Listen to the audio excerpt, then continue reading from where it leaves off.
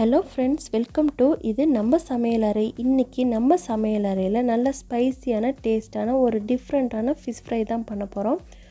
ரொம்ப ஈஸியாக செஞ்சிடலாம். அதுக்கு முன்னாடி நம்மளோட சேனலை சப்ஸ்கிரைப் பண்ணாமல் பார்த்துக்கிட்டு இருந்தீங்கன்னா சப்ஸ்கிரைப் பண்ணிடுங்க. கூட இருக்கிற பெல் ஐக்கானையும் ப்ரெஸ் பண்ணிவிடுங்க. இன்றைக்கி ஃபிஷ் ஃப்ரை பண்ணுறதுக்கு ஒரு முழு மீனை க்ளீன் பண்ணிவிட்டு கட் பண்ணாமல் நான் எடுத்துருக்கேன். நீங்கள் வேணால் கட் பண்ணி கூட யூஸ் பண்ணிக்கலாம். மீனில் கத்தியை வச்சு நல்லா டீப் கட் போட்டு விட்டுக்கணும். அப்போ தான் நம்ம சேர்க்குற மசாலாலாம் இந்த மீனில் சேர்ந்து நல்லா டேஸ்ட்டாக இருக்கும். முடிஞ்ச அளவுக்கு மீன் அதிகமாக முள் இருக்கிற மீனை சூஸ் பண்ணக்கூடாது. நல்லா சதை அதிகமாக இருக்கிற மீனாக யூஸ் பண்ணிக்கணும்.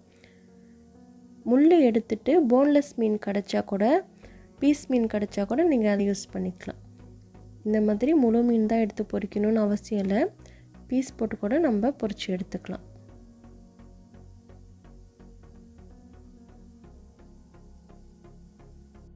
இப்போது ஃபிஷ் ஃப்ரை பண்ணுறதுக்கு ஃபஸ்ட்டு தேவையான மசாலா என்னென்னு பார்க்கலாம். 1 டீஸ்பூன் அளவுக்கு உப்பு ஆட் பண்ணியிருக்கேன். இதோட 1 டேபிள் ஸ்பூன் அளவுக்கு குழம்பு மிளகாய்த்தூள் எடுத்திருக்கேன். இதோட 1 டேபிள் ஸ்பூன் அளவுக்கு தனி மிளகாய்த்தூள் எடுத்திருக்கேன். மிளகாய்த்தூள் அதிகமாக சேர்க்கக்கூடாது, கொஞ்சமாக ஆட் பண்ணால் போதும். இதோட ஒரு 1/4 டீஸ்பூன் அளவுக்கு மஞ்சள் தூள் சேர்த்துட்டு ஒன்ஸ் நல்லா ஈவனாக எல்லாத்தையும் மிக்ஸ் பண்ணிவிட்டு கொஞ்சமாக தண்ணி சேர்த்து இதை ஒரு பேஸ்ட் மாதிரி மிக்ஸ் பண்ணி எடுத்துக்கணும். ரொம்ப தண்ணி அதிகமாக சேர்த்துடக்கூடாது, கொஞ்சம் கெட்டியாகவே இதை மிக்ஸ் பண்ணி எடுத்துக்கணும். இந்த மாதிரி இருக்கணும், ரொம்ப வாட்டரியாக ஆக்கிடக்கூடாது. இப்போது இந்த மிக்ஸ் பண்ண மசாலாவை நம்ம கட் பண்ணி வச்சுருந்த இந்த மீனில் ஆட் பண்ணிக்கணும். நம்ம டீப் கட் போட்ட இடத்துல உள் சைடு எல்லாமே இந்த மசாலா ஈவனாக தடவி விட்டுடணும். இந்த மாதிரி எல்லா சைடும் மசாலா தடவுனதுக்கு அப்புறமா மீனை ஒரு 1/2 அன் ஹவர் போல் மேரினேட் பண்ணி வச்சிடணும். அப்போ தான் உங்களுக்கு இந்த உப்பு மசாலாலாம் நல்லா இந்த மீனில் ஏறி நல்லா டேஸ்ட்டாக இருக்கும். ஒரு 1/2 அன் ஹவர் போல் வச்சா போதும். இப்போது அடுத்தது மீன் மேலே சேர்க்குற மிளகா பேஸ்ட்டை ரெடி பண்ணிக்கலாம். ஒரு 15 போல் பழுத்த மிளகாய் எடுத்திருக்கேன். காஞ்ச மிளகாய் எடுக்கக்கூடாது, பழுத்த மிளகாய் எடுக்கணும். இதோட ஒரு கைப்பிடி அளவுக்கு பூண்டு எடுத்திருக்கேன், ஒரு முழு பூண்டு. இப்போது இந்த மிளகாவையும் பூண்டையும் ஒரு மிக்ஸி ஜாரில் ஆட் பண்ணிக்கிறேன். மிக்ஸி ஜாரில் சேர்த்துட்டு இதோட இதுக்கு தேவையான அளவுக்கு உப்பு ஆட் பண்ணிக்கணும். 1/4 டீஸ்பூன் அளவுக்கு உப்பு சேர்த்துருக்கேன். நம்ம பத்தலைனா அதுக்கப்புறமா சேர்த்துக்கலாம், அரைச்சதுக்கப்புறமா கூட டேஸ்ட் பண்ணிவிட்டு சேர்த்துக்கலாம். இதோட 1 டீஸ்பூன் அளவுக்கு சுகர் சேர்த்துருக்கேன். இதோட 1 டீஸ்பூன் அளவுக்கு கொஞ்சமாக வினிகர் ஆட் பண்ணிக்கிறேன். வினிகர் சேர்த்துட்டு இதில் கொஞ்சமாக தண்ணி சேர்த்து நல்லா ஒரு பேஸ்ட் மாதிரி அரைச்சி எடுத்துக்கணும். இப்போது இந்த மாதிரி பேஸ்ட்டாக அரைச்சி எடுத்துக்கணும். இது ரொம்ப திக்காக இருக்கணும்னு அவசியம் இல்லை, நம்ம தண்ணி சேர்த்து அரைச்சி எடுத்துக்கலாம். இப்போது இதை ஒரு ஏனத்தில் மாற்றிக்கிறேன்.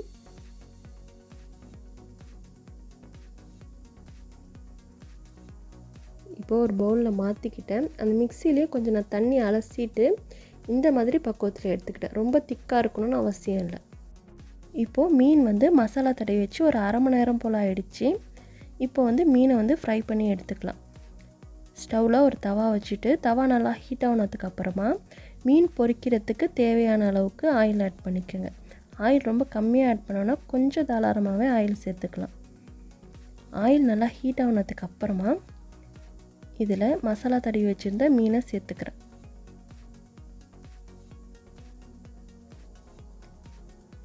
அடுப்பு மீடியம் ஃப்ளேமில் வச்சே ஃப்ரை பண்ணுங்கள். ரொம்ப ஹை ஃப்ளேமில் வச்சா மேலே மட்டும் செவந்துடும், உள்ளார வேகாத மீன்.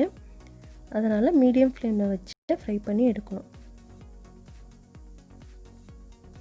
ஒரு சைடு நல்லா செவந்ததுக்கு அப்புறமா இன்னொன்று சைடு திருப்பி போட்டுக்கலாம்.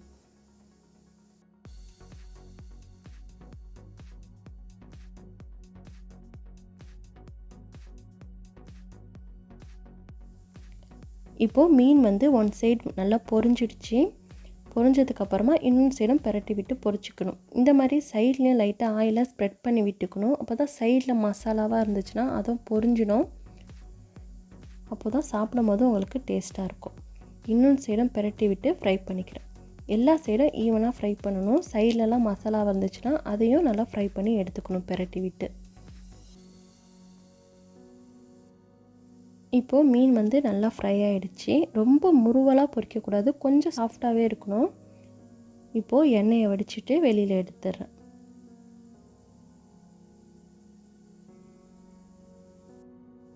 இப்போது மீனை ஃபில்டர் பண்ணி எடுத்ததுக்கப்புறமா அதே சேம் ஆயிலில் நம்ம அரைச்சி வச்சுருந்த இந்த மிளகா பேஸ்ட்டை ஆட் பண்ணிக்கிறேன்.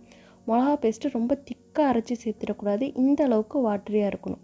அப்போ தான் உங்களுக்கு நல்லா கொதித்து வரும்போது நல்லா கொஞ்சம் திக்காகும். நம்ம ரொம்ப திக்காக சேர்த்துட்டோன்னா நல்லா இருக்காது. ஒன்ஸ் நல்லா ஈவனாக மிக்ஸ் பண்ணி விட்டுட்டு அடுப்பை மீடியம் ஃப்ளேமில் வச்சு இது நல்லா கொதிக்க விடுங்க. இதோட பச்சை வாசம் போகிற அளவுக்கு கொதிக்க விடணும். இப்போது மிளகா பேஸ்ட்டு நல்லா கொதித்து வந்திருக்கு. இதில் இருக்கிற பச்சை வாசலாம் போயிடுச்சு. இருந்தாலும் இது இன்னும் கொஞ்சம் நேரம் கொதித்து நல்லா திக்காகணும், எண்ணெய்லாம் பிரிஞ்சு வரணும். இப்போ பாருங்கள், நல்லா திக்காக இருக்குது, எண்ணெய்லாம் பிரிஞ்சு வந்திருக்கு. இந்த ஸ்டேஜ் வரைக்கும் நல்லா மிளகா பேஸ்ட்டை கொதிக்க வச்சு எடுத்துக்கணும். எண்ணெய்லாம் பிரிஞ்சு வந்ததுக்கப்புறமா ஸ்டவ் ஆஃப் பண்ணிடலாம்.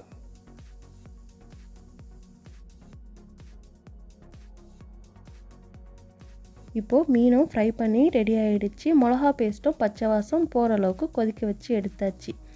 ஒரு பிளேட்டில் ஃப்ரை பண்ணி வச்சுருந்த மீனை ஃபஸ்ட்டு ஆட் பண்ணிக்கிறேன். மீனை சேர்த்ததுக்கப்புறமா இதுக்கு மேலே ரெடி பண்ணி வச்சுருந்த மிளகா பேஸ்ட்டை எல்லாத்தையும் ஆட் பண்ணிக்கணும். மீன் முழுகிற அளவுக்கு ஃபுல்லாக ஆட் பண்ணணும். அப்போ தான் அந்த மிளகா பேஸ்ட்டோட டேஸ்ட்லாம் அந்த மீனில் இறங்கி சாப்பிடும் போது ரொம்ப டேஸ்ட்டாக இருக்கும். நல்ல காரமாக சாப்பிட்றவங்களுக்கு இது கண்டிப்பாக பிடிக்கும். ஒரு டிஃப்ரெண்ட்டான டேஸ்ட்டாக இருக்கும். கண்டிப்பாக உங்கள் வீட்டில் இன்றைக்கே ட்ரை பண்ணி பாருங்கள். ரொம்ப ரொம்ப டேஸ்ட்டாகவும் ரொம்ப டிஃப்ரெண்ட்டாகவும் இருக்கும்.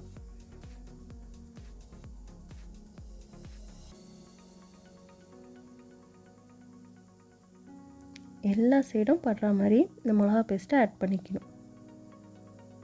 உங்களுக்கு போன்லெஸ் மீன் கிடைச்சா கூட இன்னும் பெஸ்ட்டாக இருக்கும் சாப்பிடும்போது. இந்த மாதிரி எல்லா சைடும் மிளகா பேஸ்ட்டை செட் பண்ணதுக்கப்புறமா இதுக்கு மேலே நான் கொஞ்சமாக வெங்காயம் கட் பண்ணி ஆட் பண்ணிக்கிறேன். இதெல்லாம் வந்து ஆப்ஷனல் தான், உங்களுக்கு வேணும்னா நீங்கள் பண்ணிக்கோங்க, இல்லைன்னா ஸ்கிப் பண்ணிவிடுங்க.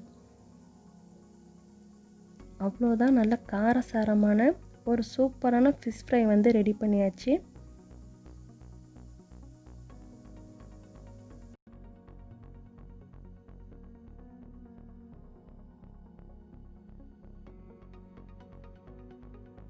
இந்த ரெசிபி உங்களுக்கு பிடிச்சிருந்துச்சின்னா மறக்காமல் நம்மளோட சேனலை சப்ஸ்கிரைப் பண்ணிடுங்க. கூட இருக்கிற பெல் ஐக்கானையும் ப்ரெஸ் பண்ணிடுங்க. லைக் பண்ணுங்கள், ஷேர் பண்ணுங்கள், கமெண்ட் பண்ணுங்கள். தேங்க்யூ.